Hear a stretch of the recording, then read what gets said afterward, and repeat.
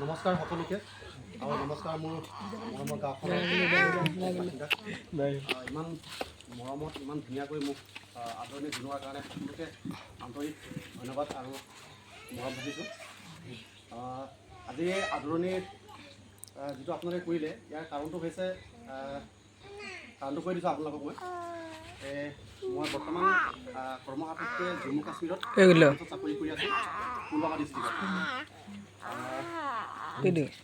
তাতে কি হ'ল কিছুদিন পূৰ্বে চুফিয়ান বুলি ডিষ্ট্ৰিক্ট এখন আছে আৰু সেই ডিষ্ট্ৰিক্টত এখন গাঁও আছে কেঞ্জুলাৰ বুলি। ত' তাতে আমাৰ অপাৰেশ্যন আছিলে। অপাৰেশ্যনটো এনে হৈ থাকে।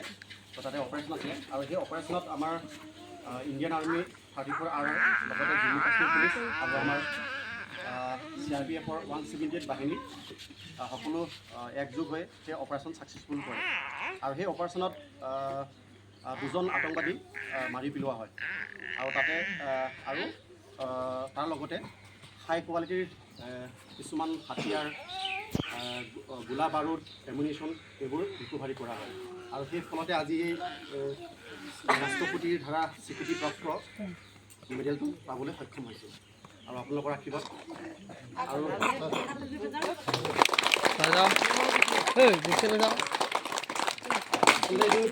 যোৱাকালি আমাৰ নতুন দিল্লীত এই অনুষ্ঠানটো হৈছিলে আৰু এই নতুন দিল্লীতে হয়। এইটো প্ৰতি বছৰে পালন কৰা হয় আৰু এই দিৱসটো হৈছে আমাৰ CRPFৰ চুৰীয়া দিৱস বুলি প্ৰতি বছৰে পালন কৰি অহা হৈছে আৰু সেই অনুষ্ঠানত আমাৰ যিটো মেইন মানে আমাৰ DGP ছাৰ শ্ৰী গিৰান্দৰ প্ৰতাপ সিং তেখেত উপস্থিত থাকে আৰু তেখেতে এই সন্মান আমাক দিয়ে।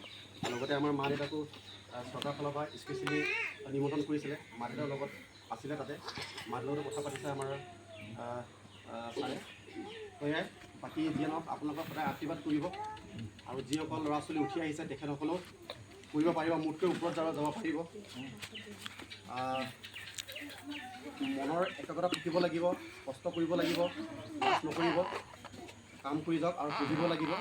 চ' সেইখিনি দায়বদ্ধতা থাকিলে নিশ্চয় এদিন মোতকৈ ওপৰত যাব পাৰিব আৰু তাকে কামনা কৰিলোঁ। আৰু আকৌ মোৰ মৰমৰ গাঁৱৰ যিসকলে উপস্থিত আজি ইয়াত আছে তেখেতসকলৰ আকৌ বহুত বহুত মৰম ৰাখিছোঁ আৰু ধন্যবাদ জ্ঞাপন কৰিছোঁ।